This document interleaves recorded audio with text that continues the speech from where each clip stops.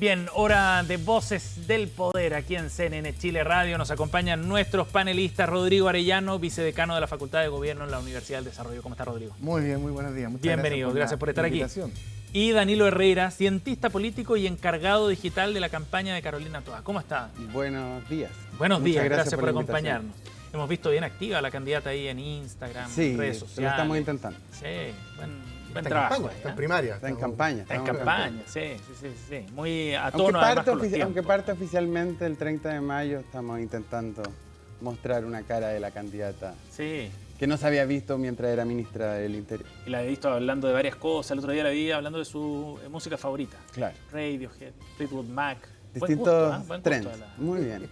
Muy bien. Gracias por estar acá, Danilo, Rodrigo, para hablar de varios temas de contingencia. Vamos a partir con lo que ha ocurrido ayer, lo que resolvió la Corte Suprema. Respecto a Manuel Monsalve, se cambia la medida cautelar de prisión preventiva. 181 días estuvo en prisión preventiva Manuel Monsalve y se determina una medida cautelar de arresto domiciliario total para el ex subsecretario de Interior. Hubo hartas reacciones, Rodrigo, a propósito de esto. ¿Cómo ves tú la determinación y esas reacciones también? Ya podremos profundizar en eso.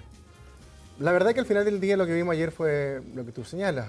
Aquí no hay un juicio o un cambio en la investigación. Aquí lo que se estableció es que después de 181 días, una persona que está acusada por un delito muy grave va a estar con reclusión total en su domicilio. O sea, no va a poder salir, no va a poder comprar ni siquiera el pan. Entonces, yo no lo elevaría a una categoría superior como he visto de algunos candidatos. Me imagino que la vorágine también electoral lo que hace también es que te radicalizan los discursos. Pero aquí lo que dijo la Corte de Apelación es que hay una medida, se sigue investigando, siguen los antecedentes tal como están, y lo que hay es un cambio, sí, en el lugar donde la persona está de alguna otra forma detenida. Ya no está en Capitán Llávar, sino que va a estar en su domicilio particular en la ciudad de Viña del Mar, con todas las restricciones que tenía y que de alguna otra forma busca asegurar la investigación. Claro, o sea, sí. Me ha pasado en esta y me ha pasado también en la otra. Yo creo que es un tema bien profundo, el abuso que existe también por las prisiones preventivas. En algunas investigaciones que uno ve que pueden avanzar perfectamente con la persona imputada, investigada, tanto con cárcel, o sea, presidio en su casa, como en Capitán Llávar, como era en este caso. Rodrigo, y si no se refiere al fondo esto, sino solo a las medidas cautelares específicamente, ¿es un error lo que dijo Evelyn Matei, que ayer planteaba a propósito de la noticia, que lo único que hicieron costumbre fue la impunidad? Vergonzoso e indignante, decía a propósito de esta noticia. Sí, yo creo que al final del día influye el ambiente electoral. Influye también lo que hace José Antonio Icaz, que suele también cuestionar mucho los dictámenes de los tribunales de justicia. Yo, frente a los dictámenes de los tribunales de justicia, uno puede compartirlo o no, pero lamentablemente hay que respetarlo. Lo que sí coincidió el día de ayer con también, paralelamente, yo creo que ahí sí coincido mucho más con lo que dijo Evelyn Matei, fue con las declaraciones que conocimos a raíz de los argumentos que tenía la defensa para poder solicitar el cambio de medida cautelar, y conocimos también declaraciones que va a tener que responder también y contrastarla con la versión del presidente Boric de que efectivamente la noche en que se enteró de esta denuncia, de alguna forma habría, entre comillas, renunciado a su discurso de amiga yo te creo, y fue amiga no te creo tanto en este caso. Entonces, ahí sí que me parece que hay un doble discurso que el presidente Boric tiene que hacerse cargo en su minuto y que también coincide con estas declaraciones. Pero no tiene nada que ver con las medidas cautelares. Efectivamente, yo creo que ahí está en parte involucrado también el ambiente electoral, pero insisto, aquí no hay una impunidad, sino que aquí lo que hay es solo un cambio de medida cautelar para una que de igual forma asegura la investigación. Si para eso son las medidas cautelares. Sí. Y no creo que el cambio entre Capitán Llávar y que esté recluido en su domicilio con total reclusión, de alguna otra forma pueda afectar el avance de esta investigación. Danilo. Pareciera que está muy nerviosa la candidata Evelyn Matei por las últimas encuestas que hemos visto. Yo sé que vamos a tocar ese tema más adelante en este programa, pero nos hemos acostumbrado el último tiempo a comentar las decisiones judiciales en vez de respetarlas. Y creo que ahí está el problema. Si les gusta, si no les gusta, hay que respetar las decisiones de los tribunales de justicia y tenemos que respetar las instituciones. Al final, este es una decisión de la Corte Suprema. Se va a seguir avanzando en la investigación. Aquí hay definiciones que se van a tomar en el futuro. Yo espero que con la completa celeridad van a haber sanciones si es que corresponden. Va a continuar la investigación. este nerviosismo por las encuestas de Evelyn Matei le está haciendo cometer más errores de lo acostumbrado. ¿Y tú lo atribuyes a eso la declaración de ayer respecto a las medidas cautelares? Aquí en la derecha hay una competencia de quién está más a la derecha y cuando sale José Antonio Kast con una declaración fuerte, aparece detrás Evelyn Matei con una declaración un poco más fuerte de aquí. ¿Quién da más y quién es más duro, quién es más de derecha? Y ese es el problema de esta carrera presidencial también. Danilo, ¿cuál es el problema, cuál es el asunto de fondo que ves en la declaración que hace Evelyn Matei? Cuando tú dices, aquí hay que comentar, hay que respetar, no comentar, digamos, los fallos judiciales. ¿A qué te refieres? ¿Cuál es el riesgo? Porque la declaración de nosotros como comentaristas o de los actores públicos, políticos, el problema de comentar es que intentan incidir no solo en la opinión pública, sino que también en la definición de la justicia. Lo mismo que vamos a hablar también sobre Procultura, que tanto comentarios sobre las definiciones de una corte en particular enturbian el ambiente, enturbian las decisiones de la justicia. Y ahí está el problema. Se supone que tenemos que respetar las instituciones y los actores políticos deberían respetar las decisiones de las instituciones, les gusten o no. ¿Rodrigo? Yo coincido en que hay que respetarlas. Eso no te inhibe a tener miradas distintas a las que pueda tener el tribunal y diferentes, por lo tanto, y establecer también cuáles son tus parámetros de lo que tú crees. Lo ha hecho el presidente Boric en oportunidades también cuando ha comentado fallos de la justicia.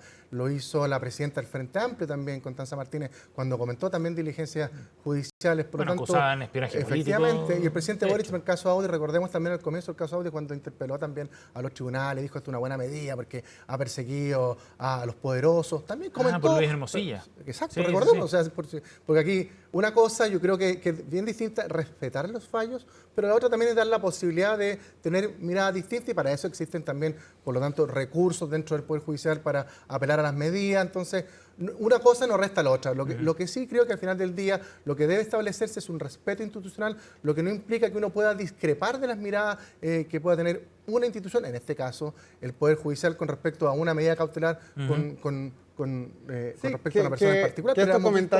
Que estos comentarios lo haga la vereda del frente no lo hace más respetable o le hace bien al proceso judicial en su conjunto.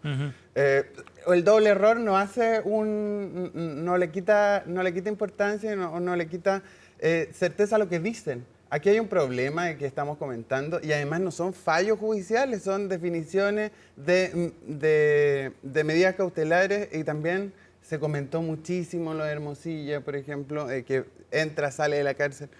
Deberíamos esperar, yo esperaría, eso sí, con mayor celeridad, que la justicia dé respuesta y nos entregue una verdad judicial lo antes posible. Ahora, bien interesante si uno analiza el fenómeno completo, ver si es que hay algún riesgo de que efectivamente se esté intentando politizar la institución judicial. Porque a propósito del caso Procultura, cuando se resuelve el recurso de amparo el viernes, desde el Partido Republicano advierten que aquí hay un error de la Corte de Apelaciones, que puede haber aquí un intento por tratar de enturbiar la investigación o al menos obstaculizarla. Se reacciona de manera bien airada frente a eso. Se hacen acusaciones de espionaje político en contra de la entidad persecutora, ¿no? En contra de Patricio Cooper. O sea, hay quizá una tendencia, una tentación media generalizada de tratar de politizar ese tipo de decisiones. Es que, bueno, hace tiempo, al revés, hace tiempo que la barrera entre lo político y la justicia está muy poco delimitada, porque efectivamente en los últimos años hemos visto que la política le ha dado bastante alimentación al mundo judicial. Pero yo no veo un escándalo mayor, la verdad, en que un partido político comente un fallo judicial, pero eso es perfectamente lógico que uno puede discrepar y por lo tanto existen suma medidas votos también. para eso. Suma votos, muy bien para ese partido político. Uno tiene que actuar con respecto a ciertas convicciones. Y si uno establece que hay un fallo del tribunal que tiene errores de hecho y errores de derecho, legítimamente se pueden comentar en esa lógica.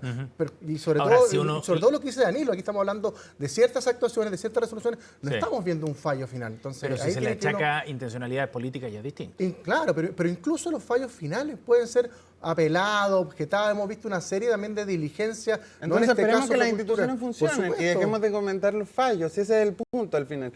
Esta no es la última instancia. En el caso de Procultura, por ejemplo, puede haber una nueva instancia que revierta la determinación de la Corte de Apelaciones.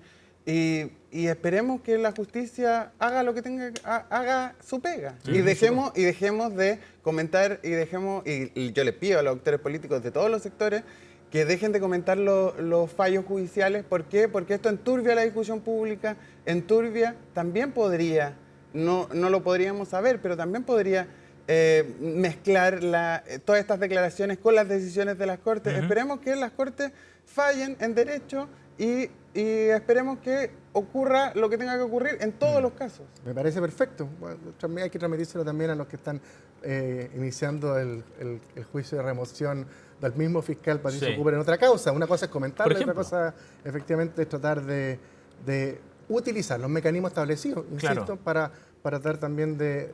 Sobre el fiscal Cooper, toma el punto. Sobre el fiscal Cooper, el fiscal nacional tomó una determinación de, yo supongo, sacar al fiscal Cooper de una investigación porque su actuar estaba afectando la investigación. Entonces, el fiscal nacional pone por sobre un fiscal a la investigación. Muy bien, hay que aplaudir eso. Saca al fiscal Cooper de una investigación en particular, le quedan otras que también son comentadas públicamente, pero lo saca de una porque yo debo entender que el fiscal nacional cree que el actuar del fiscal Cooper en una investigación en particular no ayuda a su investigación. Muy bien, aplausos para el fiscal nacional Valencia. Bueno, está interesante el tema, sobre todo por los pasos que ha anunciado también el propio fiscal Ángel Valencia. Ayer, en conversaciones con T13, planteaba que la decisión de la Corte de Apelaciones, en ese fallo, había afirmaciones muy graves. Les propongo que hagamos una pausa y al regreso retomamos esa conversación. Estamos junto a Danilo Herrera y Rodrigo Arellano en Voces del Poder. Corte y volvemos.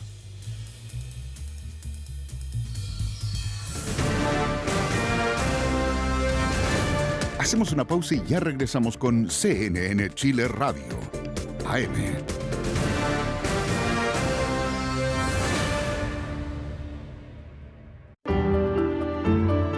Si es necesario un abrazo, siempre calma el corazón. Hay que darle un espacio a la pena. Creo que la creatividad es un buen lugar. Cuando uno se encierra en uno mismo, no adquieres experiencias externas. El apego es una necesidad innata, presente en los seres humanos y que tiene vigencia toda la vida. Está bien tomar esas decisiones, a veces cuestionándote incluso las cosas que te parecen más incuestionables. La naturaleza ayuda mucho porque nos da un tiempo de respirar, sentir el aire y disfrutar de las vistas. El momento que uno está con los animales también uno baja un poquito el estrés. Porque queremos aprender a vivir bien y ayudar a los que nos rodean a estar mejor. Acompáñanos en esta nueva temporada de Sanamente. Todos los sábados a las 10 de la noche por CNN Chile.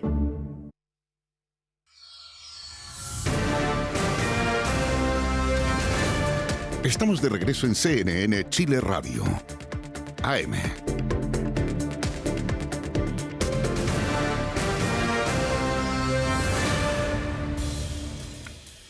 Bien, estamos de vuelta, seguimos en Voces del Poder. Nos acompañan Rodrigo Arellano, vicedecano de la Facultad de Gobierno en la Universidad del Desarrollo, y Danilo Herrera, cientista político encargado digital de la campaña de Carolina Toá. Hablemos de lo que planteó ayer el fiscal nacional Ángel Valencia. El fiscal Patricio Cooper fue apartado de la investigación del caso Procultura a propósito de lo que resolvió la Corte de Apelaciones el pasado viernes.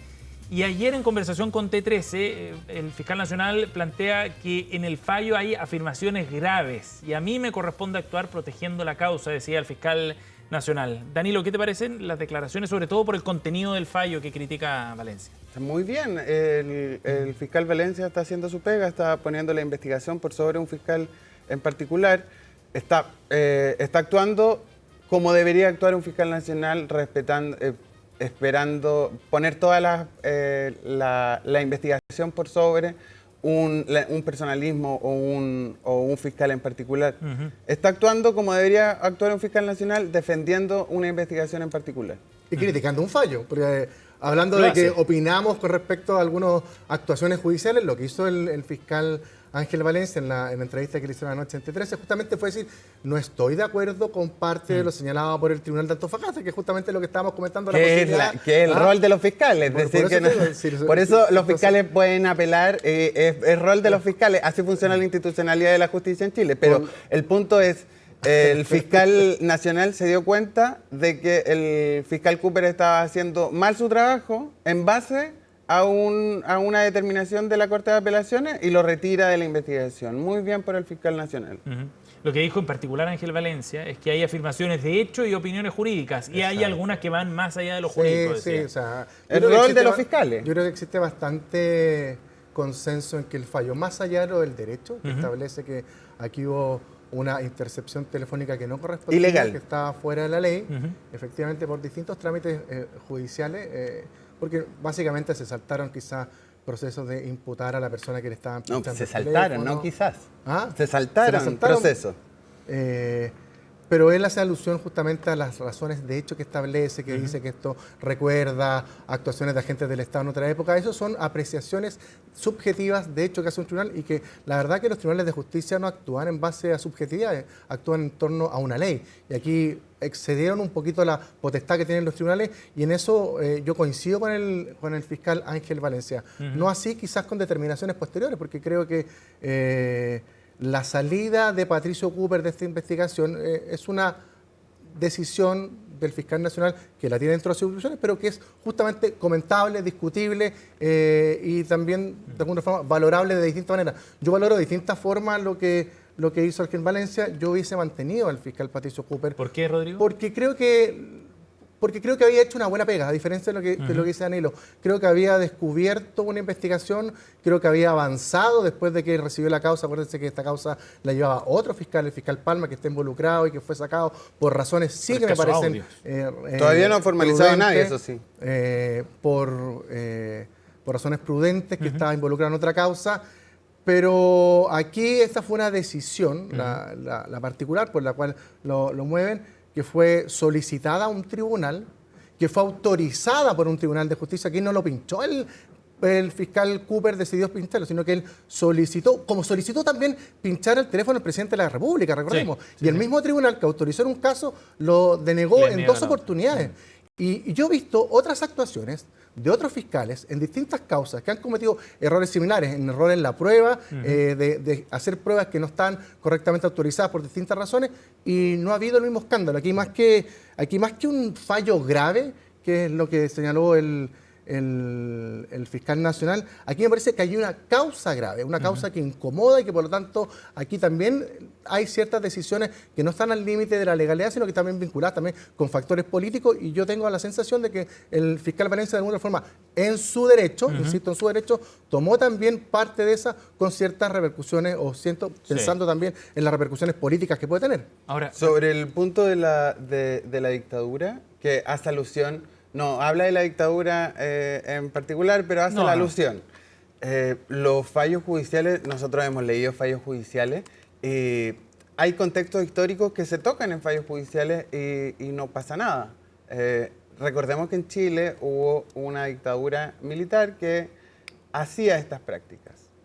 Y mencionar estas prácticas como alusiones a la dictadura no tiene nada de malo. No hacía estas prácticas porque no estaban autorizadas por un tribunal. Aquí fue autorizada por un tribunal, que es bien distinto. Yo creo que en el fondo, efectivamente... Pero había una voz de mujer. Si esto es lo que cuestiona el fallo judicial. Había una voz de mujer. De hecho, eso es exactamente lo que critica el fallo. Se escuchó una voz de mujer y se continuó escuchando. Y se continuó escuchando hasta que le tocó hablar con el presidente de la República. Y esa conversación entró a la carpeta investigativa. Esto se estaba haciendo mal. El fiscal Cooper erró, se equivocó.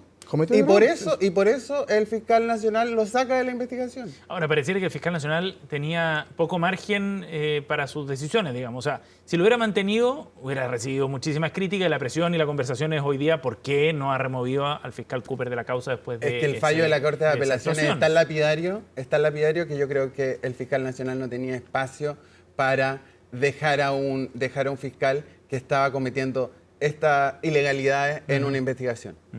Ahora, lo que viene va a ser bien interesante porque Juan Castro Becchios es el fiscal que queda a cargo, fiscal de Antofagasta, ya tenía otras aristas del caso convenio en sus manos.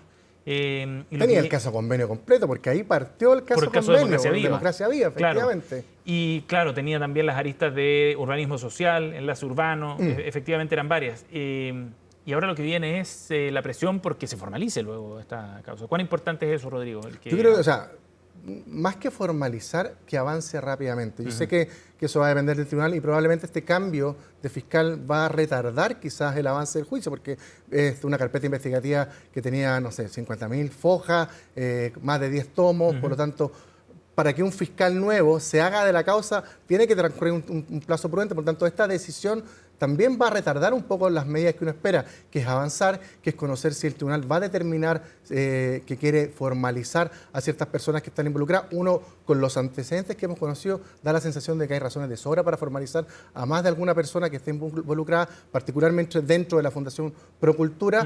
Y lamentablemente, yo creo que es una de las razones que tampoco comparto mucho este cambio de fiscal, que esto va a retardar justamente el avance que en este tipo de investigaciones, y en esta muy concreta, porque la verdad que es una investigación que involucra, que está muy cerca de la moneda, lo que debiese hacer es, ojalá lo más rápido. Este caso lleva 2 años de investigación. Y ¿Cooper lleva los 2 años con esta investigación? No, Palma partió con esta investigación y después fue traspasada a Cooper. Claro. Y llevamos 2 años y sin formalizar. Yo esperaría que la Fiscalía y el fiscal que le corresponda formalice pronto. Formalice pronto, y esto porque si se formaliza, avanza más rápido esto. Entonces, si llevan 2 años investigando y tienen las pruebas suficientes, ojalá que lo formalicen pronto y se definan las sanciones que haya que hacerle a las personas involucradas. Sobre todo en año electoral. Oye, hablando de esa carrera presidencial, antes de que se nos vaya el tiempo, hablemos de los resultados de las encuestas de esta semana. En CADEM, Danilo, aparecen empatados en primer lugar José Antonio Kast y Matei. Matei retrocedió 3 puntos, Kast avanzó otro tanto y eso genera este empate de acuerdo al sondeo de esta semana. ¿Cómo lees tú estos resultados? Es primera vez que en CADEM, hace muchos meses, que CADEM entrega un empate entre Matei. Matei está liderando esta carrera presidencial hace mucho tiempo. Hay un desgaste evidente en su campaña. Recordemos los errores de hace un par de semanas, de las primarias con Checho Irane, del retorno al pinochetismo de Evelyn Matei, de no saber cuántas cámaras había en el Estadio Nacional. Creo que ella dijo 0 y había más de 300. Suma y sigue los errores. ¿A eso le atribuye la baja? El tuit de ayer. A eso le atribuyo el nerviosismo de del comando de Evelyn Matei. Deben estar nerviosos porque José Antonio Kast se acerca cada vez más.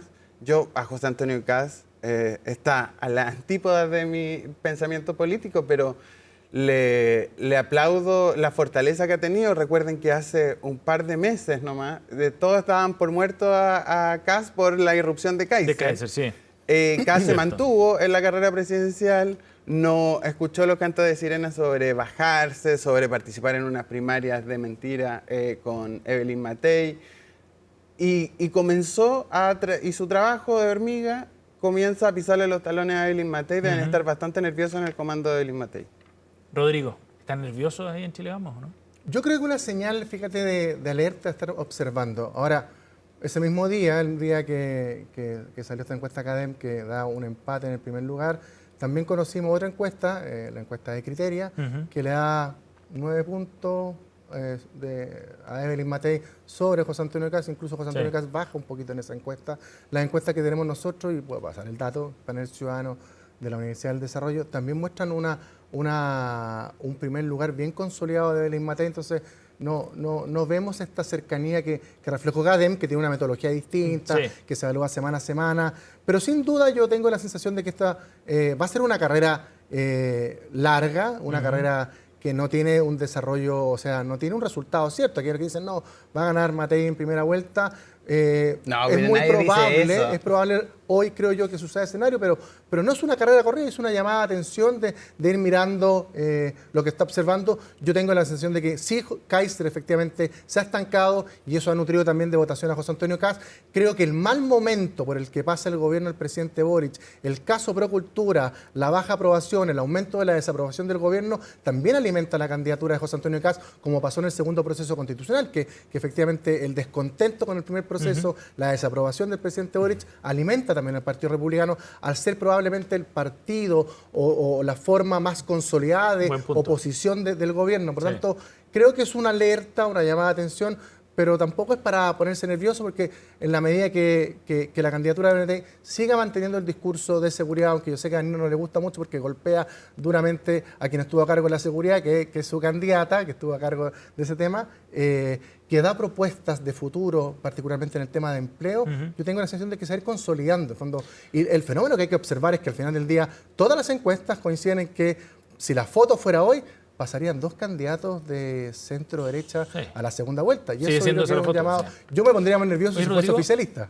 Una última pregunta. ¿Cuándo sale la próxima encuesta de la UDD? Probablemente dentro de la próxima semana. Estamos ahí haciendo ya los cruces, porque tratamos de hacerla cada 15 días, la verdad. No semana a semana, pero cada 15 días sí estamos con encuestas de presidenciales y también están viendo encuestas de primarias para ir midiendo cómo se refleja la candidatura de los candidatos del oficialismo. Queda re poco, además.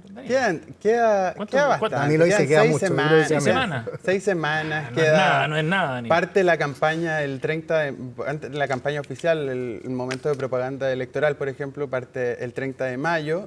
Y hay 2 semanas de franja electoral, van a haber debate. No sé si CNN va a hacer un debate presidencial, de primaria. Esperemos que sí. Entonces, va a haber un momento de primarias del oficialismo que va a relevar a la candidata que logre ganar las primarias para ir a competir de igual a igual en la primera vuelta. Danilo Herrera y Rodrigo Arellano nos han acompañado esta mañana. Muchísimas gracias, Rodrigo. Gracias, Danilo. Muchas gracias a ustedes. Esté muy bien. Vamos a la pausa. Seguimos con CNN Chile Radio, 10:06.